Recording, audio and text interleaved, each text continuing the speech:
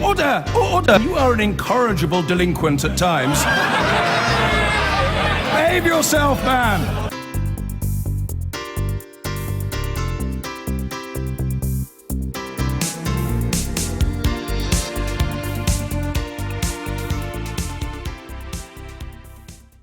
To the Arctic now, where sea life is being threatened by giant fishing trawlers that are taking advantage of the melting ice. Environmentalists say commercial vessels are able to trawl closer to the North Pole than ever before, damaging one of the last areas of pristine ocean.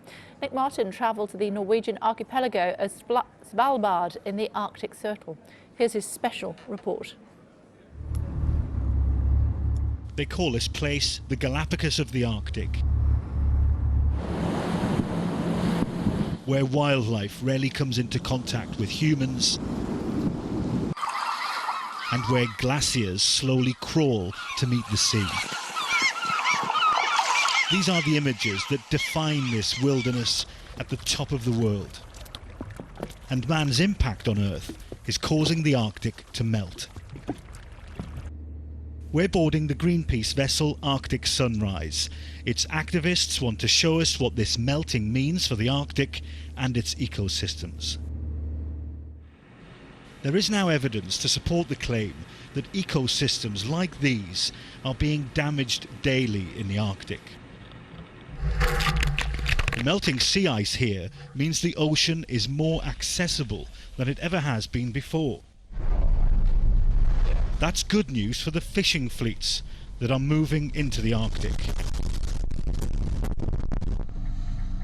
Greenpeace has been using camera drones to get a view of the trawlers and the gear they use. The nets are described by some ecologists as bulldozers on the sea floor, which damage the coral and the sea life. When the trawler begins to haul, it brings out 40 tons of cod. There is nothing illegal about what this ship is doing. Well, this is the consequence of Britain's insatiable appetite for cod. Trawlers like this one, a British trawler, going further and further north into the Arctic to supply demand. And environmental campaigners say that movement north has to stop now if the fragile ecosystem around the Arctic is to be saved. And this is what's left on the sea floor after a trawler has been through. The horizontal lines are the tracks from the net gear.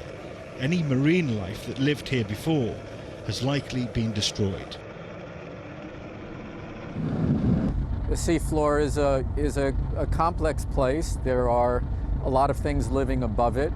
There are hard corals, and they may be many centuries old until the day that a net just snaps them off. There has been progress.